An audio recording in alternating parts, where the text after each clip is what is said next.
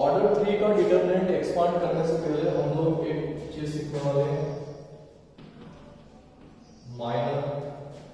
Minor and cofactor. Minor and cofactor क्या होता है, माइनर और क्या होता है कोफैक्टर, इसको काफी डिटेल में सीखने वाले हैं। एग्जाम में इसका क्वेश्चन भी बनता है और साथ में हम लोग जब कॉम्पिटिटिव एग्जामिनेशन की बात करते हैं तो वहां पर माइनर और कोफैक्टर की हेल्प से हम लोग डिटरमिनेंट को आसानी से सॉल्व कर सकते हैं। अब देखिए माइनर क्या होता है। अच्छा, माइनर और कोफैक्टर बताने के पहले मैं किसी डिटरमिनेंट के अंदर जो एलिमेंट्स को अरेंज करते हैं उसकी पोजीशन के बारे में डिस्कस करता हूं। जैसे यहां पर मैंने लिखा A11, यहां लिखा मैंने A12, मैं एक ऑर्डर 3 की डिटरमिनेंट लूंगा, A11, A12, A13, A21, A22, A23, A31, A32, A33। ये मैंने एक ऑर्डर 3 का एक डिटरमिनेंट लिया। चलिए, मेरा पहला प्रश्न आप लोगों से ये है कि मैंने लिया A11, फिर मैंने लिया A12, फिर मैंने लिया A13, तो 13 के बाद तो 14 आता है, तो हमने ये 21, 22, 23, 23 के बाद 24 आता है, हमने फिर से ब्रेक किया 31, 32, 33। तो आपके दिमाग में ये चीज आ रही होगी कि 14 कहाँ गया, 24 कहाँ गया, 34 कहाँ गया, ये कंटिन्यूएशन क्यों नहीं। देखो इसका एक कारण होता है।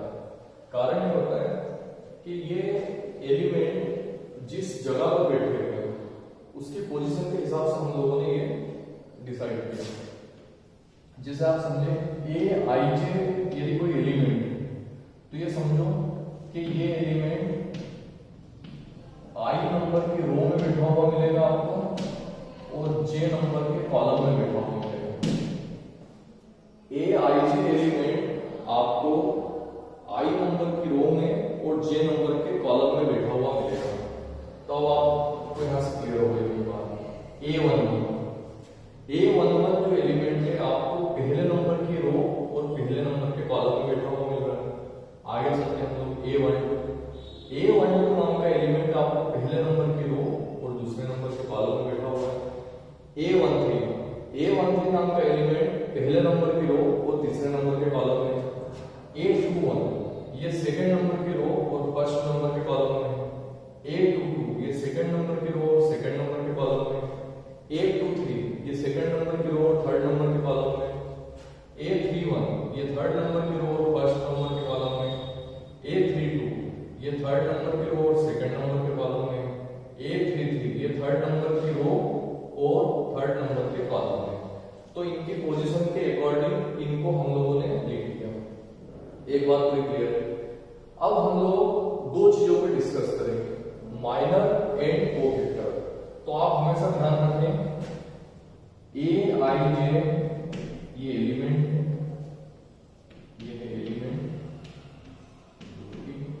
यदि आपको इसका माइनर निकालना हो, इसका माइनर निकालना हो तो Aij कोई एलिमेंट है तो Aij एलिमेंट का जो माइनर होता है उसका सिंबल होता है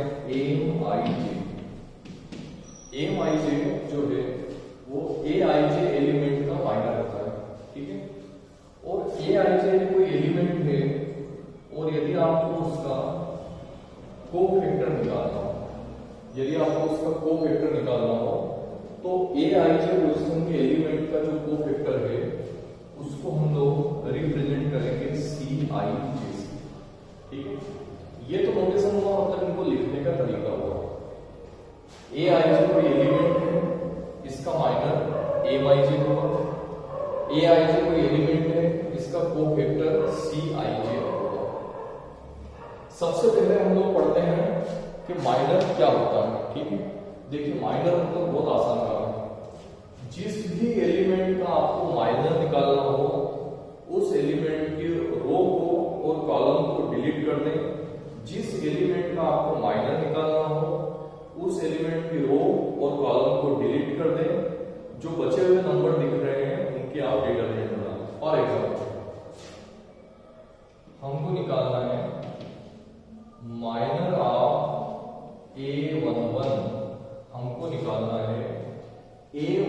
का माइनर। मैंने आपको बताया है aij का माइनर mij होता है। यहां बताइए माइनर ऑफ a11 का माइनर क्या होगा, वो होगा m11। a11 एलिमेंट का माइनर होगा m11। जिस भी एलिमेंट का माइनर निकालना हो उस एलिमेंट की रो को छोड़ दें, उस एलिमेंट के कॉलम को छोड़ दें। ये देखिए मैंने रो को छोड़ दिया, मैंने कॉलम को छोड़ दिया। रो और कॉलम को छोड़ने के बाद जो नंबर्स आपके सामने दिख रहे हैं वो है a22, a23, a32 और a33। इन चारों नंबर को हम लोग लेके इसकी डिटरमिनेंट फॉर्म करते हैं। वो डिटरमिनेंट हुई a22, a23, a32, a33। ये हमने डिटरमिनेंट बनाया।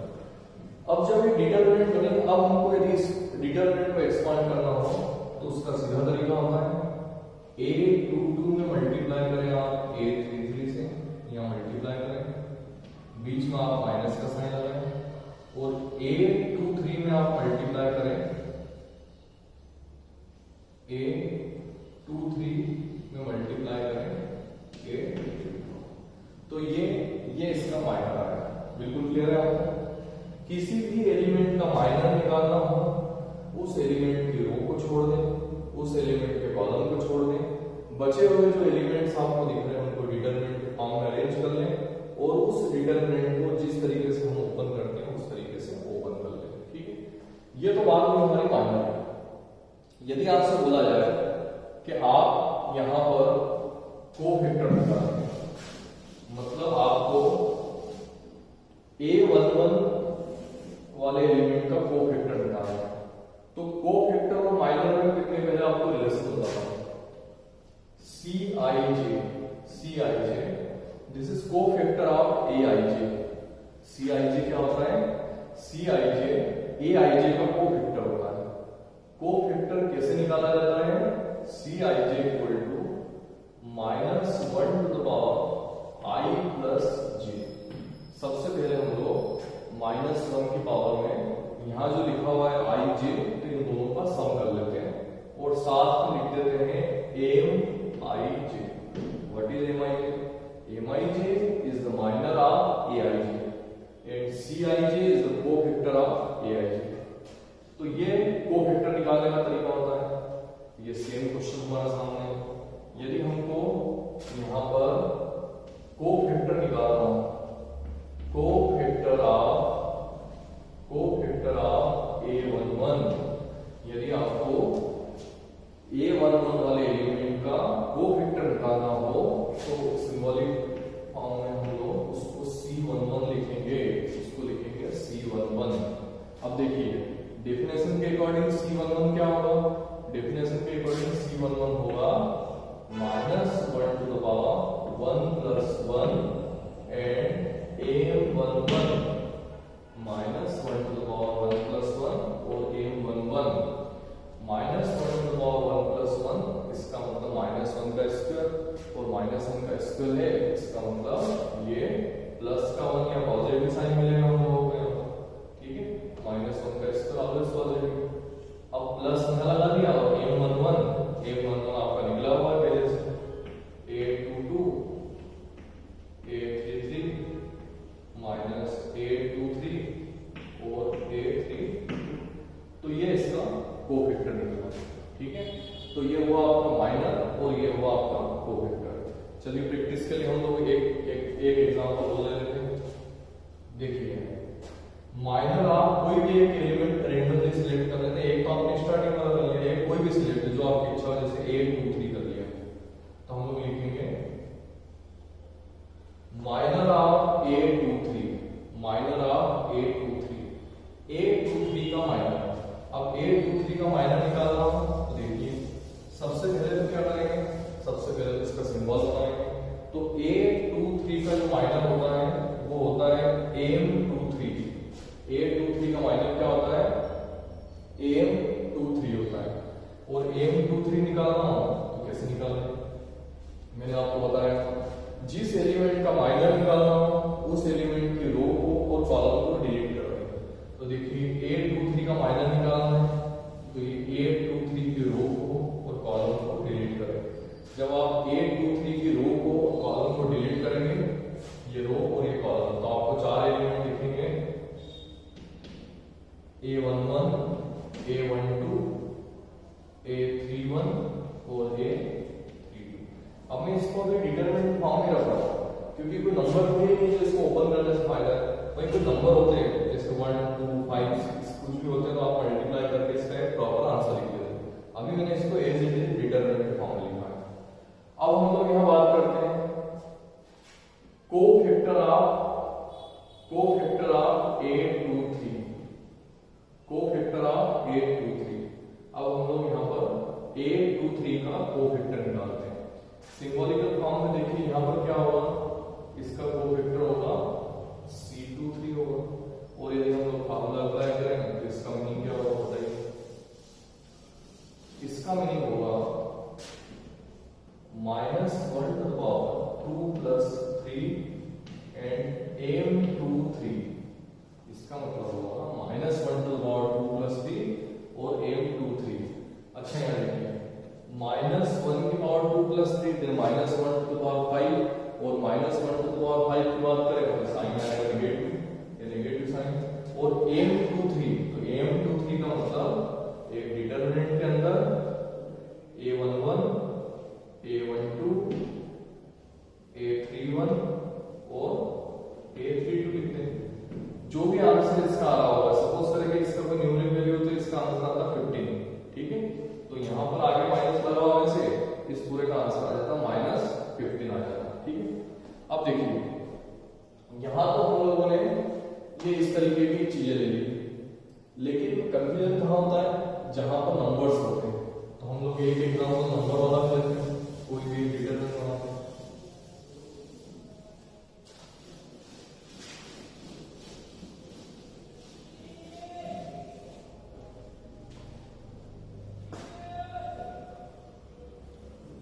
ये मैंने ये डिटरमिनेंट बना, यहाँ देखिए डिटरमिनेंट -1 2 5 -7 3 8 4 -4 एंड -6। ये मैंने एक एग्जांपल लिया है, एक पर्टिकुलर डिटरमिनेंट लिया है। अब डिटरमिनेंट के अंदर कहीं भी ये नहीं लिखा है कि इनकी पोजीशन क्या है, ये तो आप लोगों को तय करना है। जैसे मैंने बोल दिया कि 8 है, तो आपको दिमाग में क्लियर होना चाहिए कि 8 की पोजीशन क्या है।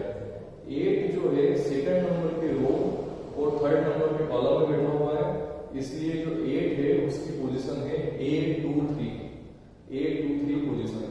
चलिए हमने एग्जांपल लिया तो 8 वाले ले लेते हैं। यदि कोई क्वेश्चन आता है find the minor and cofactor of 8, ठीक है।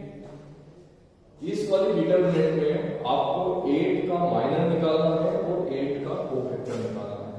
सबसे पहले आपको ये पता होना चाहिए 8 की पोजीशन क्या है। 8 एलिमेंट जो है वो सेकंड नंबर की रो और थर्ड नंबर के कॉलम में बैठा हुआ है, इसलिए 8 की पोजीशन है, पोजीशन ऑफ 8 इज A23। 8 की पोजीशन है A23। अब देखिए काफी सिंपल होगा, सबसे पहले हम लोग निकालते हैं माइनर ऑफ 8। 8 का माइनर निकालना है, तो मैंने बोला कि आपको पहले सबसे पहले सिंबल इसका जो भी है वो लगाना पड़ेगा। 8 का माइनर 8 की पोजीशन है A23, तो इसका जो माइनर होगा वो होगा M23, ठीक है। कैसे निकालते हैं बता चुका हूं आपको। Aij का जो माइनर होता है वो Mij होता है, और जो कोफैक्टर होता है वो होता है Cij, ठीक है। Minor of 8 then minor of 823 then M23।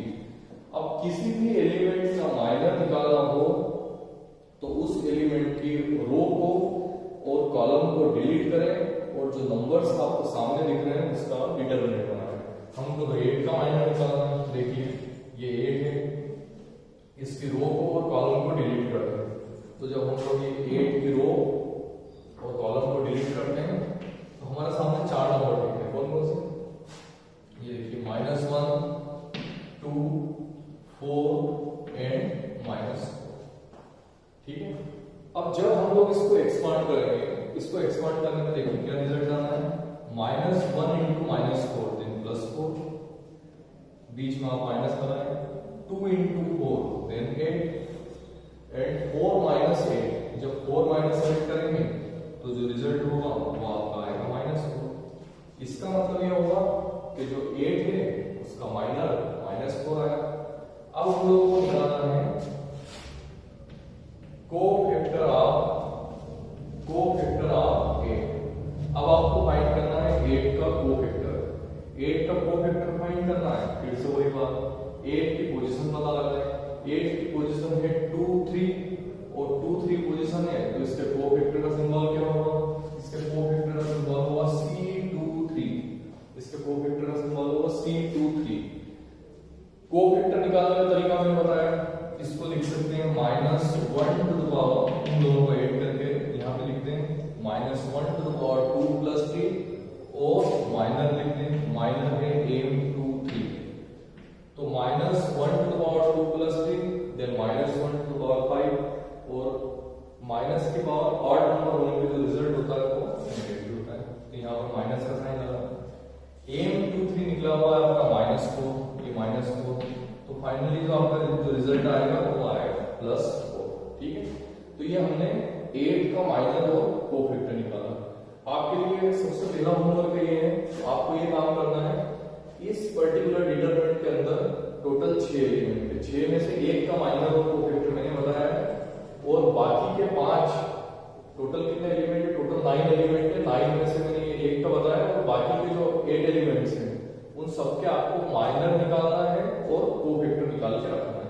ठीक है, ये इतना काम आपको करना है। अब चलो, ये तो हुआ माइनर और कोफैक्टर। अब आपके दिमाग में आ रहा होगा माइनर और कोफैक्टर का डिटरमिनेंट के एक्सपांशन से क्या रिलेशन है।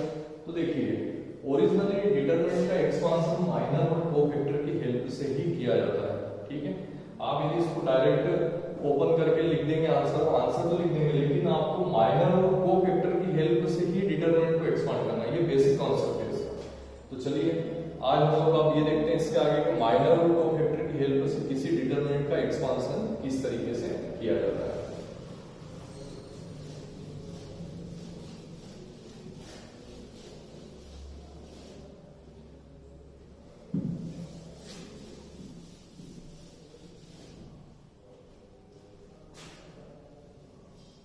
एक डिटरमिनेंट बना लेते हैं, डिटरमिनेंट स्टैंडर्ड फॉर्म में बनाते हैं। डिटरमिनेंट में एलिमेंट्स जो उनके रिलेटिव पोजीशन उसके हिसाब से रखना है हमको। यहाँ हमने रखा A11, A12, A13, A21, A22, A23, A31, A32, ये हमने डिटरमिनेंट। इस 3x3 के डिटरमिनेंट को ओपन करने के कुल 6 तरीके होते हैं। ठीक है, 3x3 की डिटरमिनेंट को ओपन करने के कुल कितने तरीके होते हैं, कुल 6 तरीके होते हैं। 2x2 की डिटरमिनेंट को ओपन करने का केवल एक तरीका होता है, लेकिन 3x3 की डिटरमिनेंट को ओपन करने के टोटल 6 तरीके होते हैं। कौन कौन से 6 तरीके होते हैं? सबसे पहले इसका एक्सपांशन करेंगे हम लोग, एक्सपांशन ऑफ फर्स्ट रो। हम लोग इसका एक्सपांशन करेंगे फर्स्ट रो के लिए, पहली रो के लिए इसका एक्सपांशन करना। तो देखते हैं कैसे होता है। जब आपको इसका एक्सपांशन करना तो आप पहला एलिमेंट लें A11, A11 ले लें। अब A11 लेके इसके पास में लिखते हैं C11। What is C11? C11 is the cofactor of A11। C11 A11 का कोफैक्टर है। और आगे बढ़ते हैं, इसका नेक्स्ट एलिमेंट आप लें A12, ये मैंने लिया A12। तो A12 की मल्टीप्लिकेशन में आप लिखते हैं C12। What is C12? C12 is the cofactor of A12। C12 A12 का कोफैक्टर है। और आगे बढ़ते हैं, तो ये हुआ A13 और इसके पास लिखते हैं C13। भाई इसमें ज्यादा दिमाग नहीं लगाना, जो एलिमेंट है उसके जैसा ही उसका कोफैक्टर बनाना है। A13 है तो उसके बाद में C13 लिखते हैं, A12 है तो उसके बाद में C12 लिखते हैं, A11 है तो उसके बाद में C11 लिखते हैं। पहली रो में देखिए A11 था, A12 था, A13, A11, A12, A13, इनके पास में लिख दिया C11, C12, C13। ये इसका एक्सपांशन है। This is expansion of del for row 1 in the term of cofactor, मतलब ये इसको हम लोगों ने कोफैक्टर की टर्म्स में इसका एक्सपांशन किया। अब यदि इसी डिटरमिनेंट को हम लोगों को माइनर की टर्म में ओपन करना हो तो कोफैक्टर को कन्वर्ट कर दे माइनर में। कैसे कन्वर्ट करेंगे देखिए, ये हुआ A11, C11 का मतलब पता है -1 to the power 1 plus 1 M11, इसको यहां रखें, प्लस A12, C12 का मतलब -1 to the power 1 plus 2 M12, और आगे बढ़ते हैं A13, C13 का मतलब -1 to the power 1 plus 3 M13, ठीक है। तो ये हो जाएगा -1 का स्क्वायर मतलब प्लस का साइन होगा, तो ये आ जाएगा A11 M11, -1 की पावर 1 प्लस 2 3 मतलब ये माइनस का साइन होगा, तो माइनस, और ये लिखा हुआ है A12 M12, और आगे बात करते हैं -1 की पावर 4 मतलब ये पॉजिटिव साइन हुआ, तो ये प्लस का A13 और ये M13। आप ध्यान से देखें, मैंने इस डिटरमिनेंट का एक्सपांशन पहली रो के लिए किया है, पहली रो के लिए कोफैक्टर की टर्म्स में भी इसका एक्सपांशन किया है और माइनर की टर्म्स में भी इसका एक्सपांशन किया है। अब इसका एक्सपांशन 6 तरीके से कैसे हो सकता है। ये मैंने एक्सपांशन किया था R1 के लिए। यदि आपको R3 के लिए एक्सपांशन करना हो, R3 के लिए इसका एक्सपांशन करना हो तो आप क्या लिखेंगे देखिए, आप केवल लिख के बताया था ताकि आप लोग उसको पढ़ें।